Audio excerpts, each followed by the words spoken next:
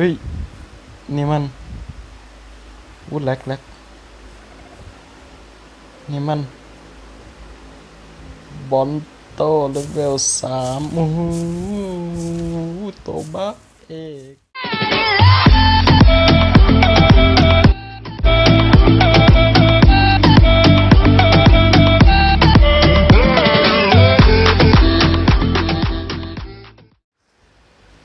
สบายดีเนาะมื้อนี้เฮากลับมาอยู่ในเกม Ark Survival เนาะมื้อนี้เฮาก็สิมาเล่น EP แรก EP ต้นๆแล้วเนาะเพราะว่าข้อยเองก็บ่เคยเล่นมาก่อนเนาะก่อนอื่นเฮาก็ไปสร้างตัวละครกันเลยเนาะตัวละครที่ข้อยสิเล่นก็คือตัวละครผู้ชายเนาะ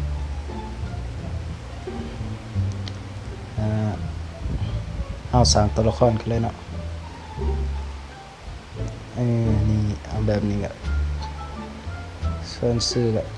แสบคุ้งนะเนาะว่าใครเองก็ซื้อแสบคุ้งผิดพลาดประการใดขอโทษขออภัยมันเด้อเพราะว่าค่อยก็บ่เก่งภาษาอังกฤษพอปานใดเนาะเฮาก็ไปเริ่มเกมกันเลยเนาะ let's go เฮาก็สิสามารถเลือกจุดเกิดได้เนาะมันเป็นจุดฟ้าๆนี่เฮาเลือกเกิดได้เฮาสิเกิดโซนใดก็เกิดโซนทั้ง north zone 3เนาะ hard โอ้ยากบ่โอ้ยากเบิดเท่านี้ north zone south zone 3 easy โซนนี้ก็สิใครเนี่ยเพราะว่าเฮาเป็นมือแรกเฮาก็สิเล่นบ่ค่อยเก่งปานใดเนาะไป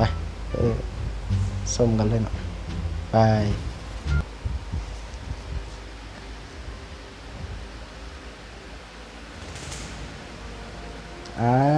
มาแล้ว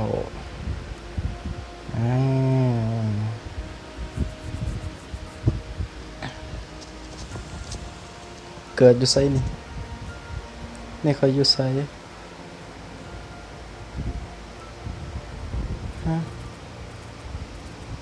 น่ะไดโนเสาร์น้อยให้ไดโนเสาร์มันให้speak up to jump โหลดโอเค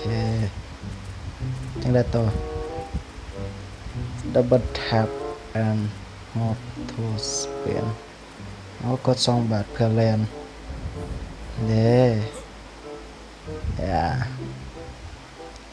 collect one stone เก็บหินนี่บ่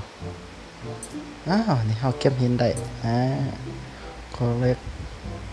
one wood ไม่เก็บอะไรโซกเอาโอเค collect tab เก็บแท็บโซกไปแถบภารกิจมันก็อยู่ครัวเทิงเนาะว่ามันไหนเฮ็ดหยังครับstone pick ครับ stone pick ไปนี่ stone pick ก็คือตัวนี้เนาะครับเลย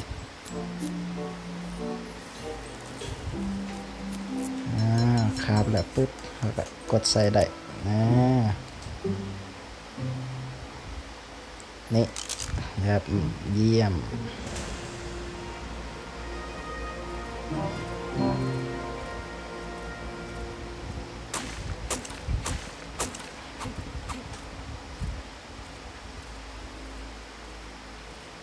จนได้ต่อ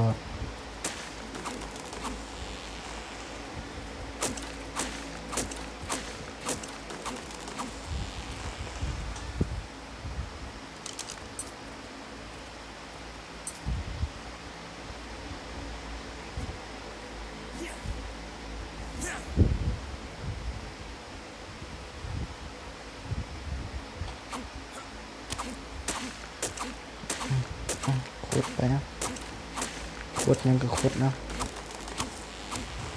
ขุดเห็นนะเห็นก่อนเป็นไงก็ขุดขุดมันให้ขุดก็เฮ็ดตามขุดไปโอเคแตกให้เฮาเสยขุด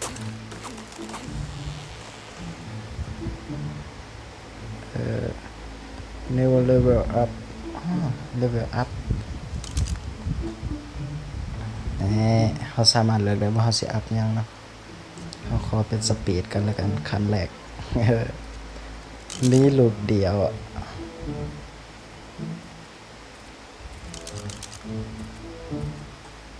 เฮ้ยโดโดหน่อยนี่เอาโดมาเป็นโมนี่เก็บเบอร์รี่ก่อนเอาโดเป็นโมเขาได้จับโดเลยพาร์ทแรกเลยเก็บเบอร์รี่ให้โด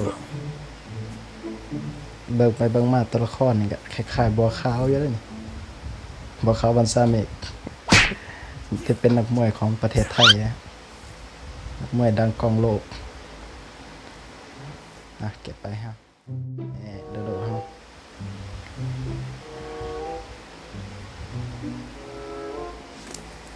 สิเตือนไหมสิเตือนเราบ่ได้ต้องให้ไว้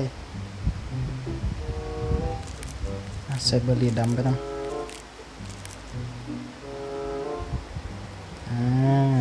อันนี้เอาได้โดแล้วเราสามารถเป่าได้อะให้สู้กับตัวใดดีนี่ตัวนี้ไปนี่สู้กับตัวนี้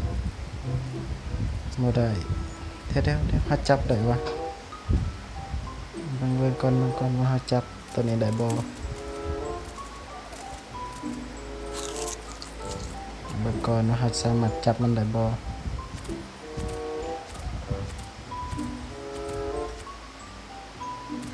ลุดบ่ได้ว่ะจับบ่ได้เสียดายโดสิตายอย่านำเขา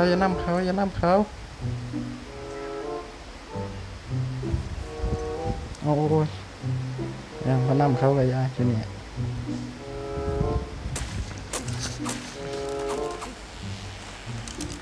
ลองซกเบิ่งมันสิสลบอยู่บ่ตัวนี้ถ้าสลบก็คือว่าเขาจับได้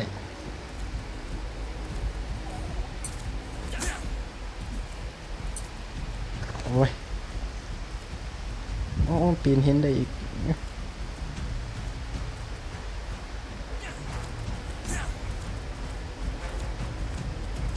มาหน่อย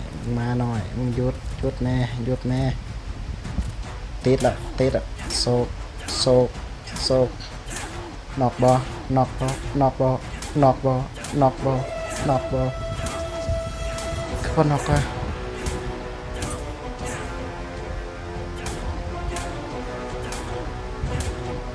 ดับเบิล11อยู่สปอร์ตได้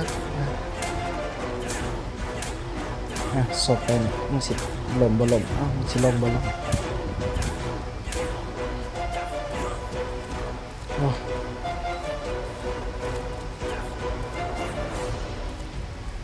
ตกลงมึงกับกูสิไพ่ตายก่อน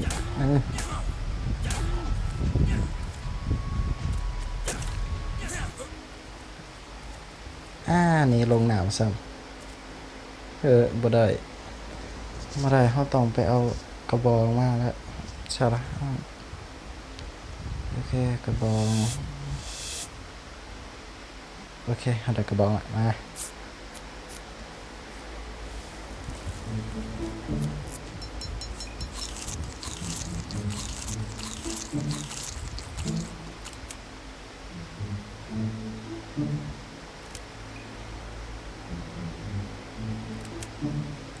โอเคให้มันให้กินน้ำ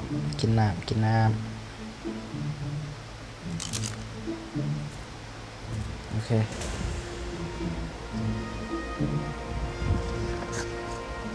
เวลอัพอีกแล้วเนาะเฮาโดเฮาเป่ามันหยุดมันก็เริ่มบ่นำเฮามาสั่นโอเคอัพเลเวลอัพเลือดกันแล้วกัน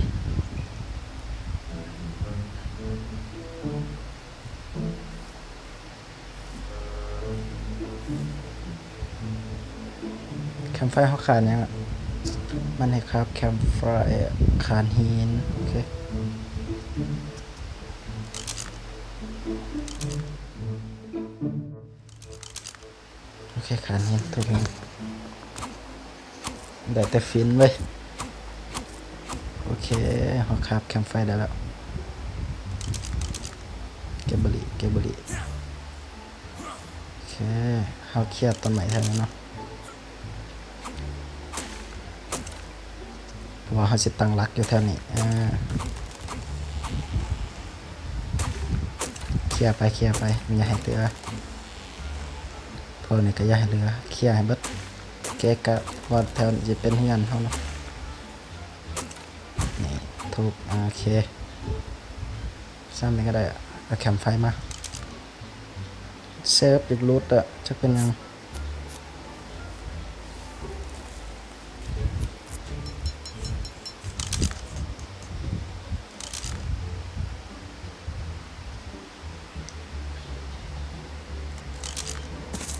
นี่เรียบร้อยโอเคนี่ตัวคือเนื้อซับเหนียวบ่ได้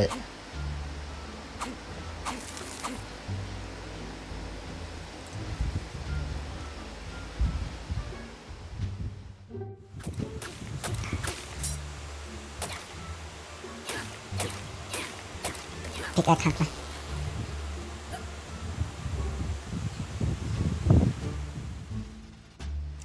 เอาได้เนื้อมาแล้วใส่แคมไฟชืบใหม่ใส่ใหม่หาอันจูดไฟโอเค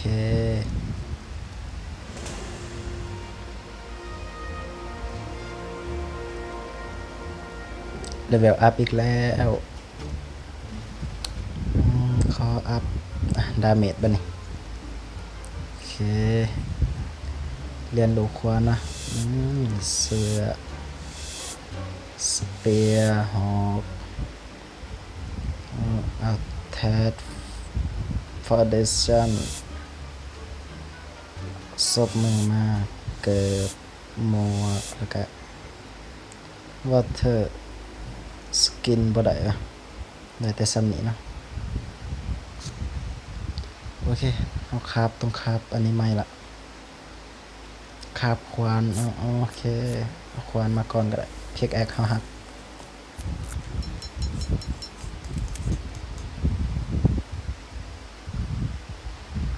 โอเคไปกดเฮนก่อน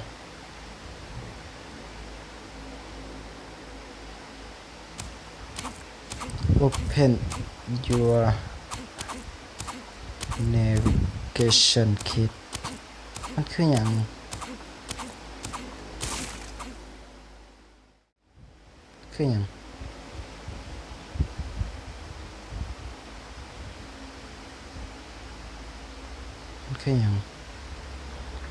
ได้หรอโอเคได้แล้วเอาสุดมาก่อนเนาะสุดโอเคหาแค่ไฟเบอร์ต่อเอาขาดไฟเบอร์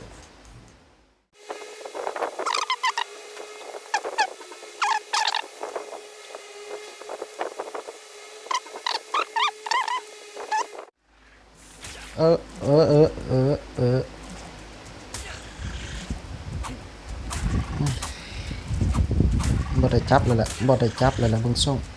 บ่ได้จับเลยเบิ่งส่งบ่ได้จับอืมอืมเป็นหยังวะมาเรื่อยๆโอเคบังไฟต่อเดี๋ยวเนี่ยอันเดียวใหม่อันเดียวก็พอมั้งโอเคเนี่ยเขาได้มาเลยโอเคกิน2เนี่ยจัดไป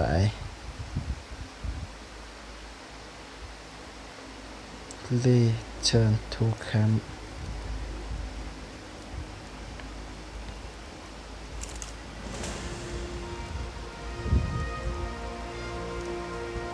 เวลอัพอีกแล้วอัพเวลต่อครับ ขอเลือดไปเลื่อนยากแค่จับสัตว์ก็ไม่ได้จับ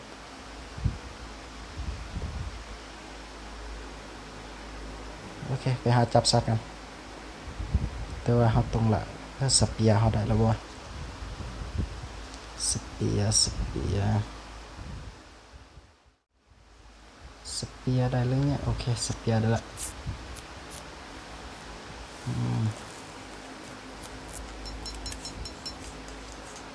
โอเคง่ายละ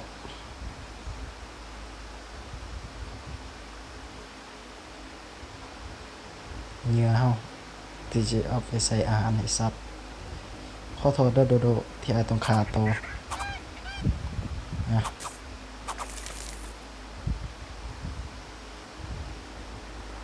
ตัวได้อีกมีบอสัตว์ให้จับแถวนี้อุ้ยแรปเตอร์แมนบ่แมนแรปเตอร์บ่อ๋อบ่แมนดิโลตกใจเบิดนึกว่าแรปเตอร์โอเคจับดิโลนี่แหละเฮ้ยหรือว่าเห็นเป้าหมายที่ดีกว่าดิโลแล้วโอเคเฮาสิตีมันสลบโอเคมันสิสลบหรือบ่ฮู้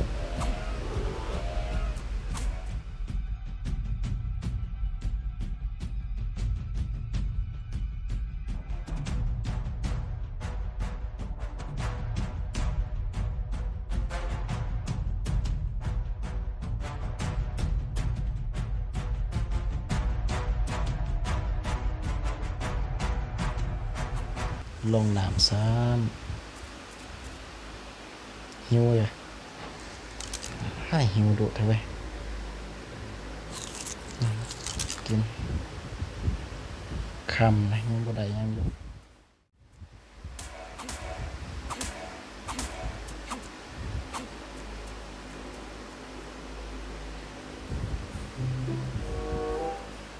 กูต้องได้มึงไหมนี่กูบ่ได้ไปยอมต้องได้มึงไล่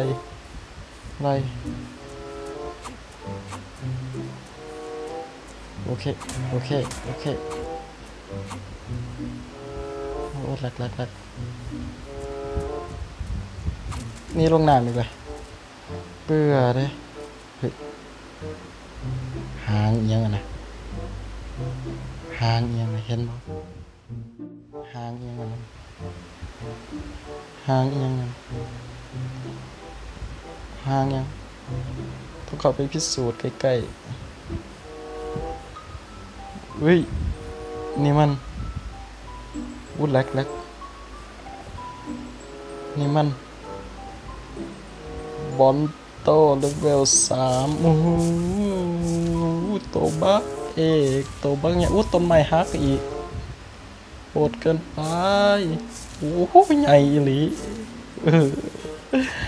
ไปเขาไปยุ่งอ้ายเขาไปเด้อบ๊ายบายกับแคมโอเคนะก็เป็นจังได๋เนาะกับเกมอาร์ตโมบายเนาะคันว่าม่วนก็กดไลค์กดแชร์เลยมื้อนี้ก็ขอไปก่อนเนาะเพราะว่า I live inside my own world of make-believe. Kids screaming in the cradles, profanity.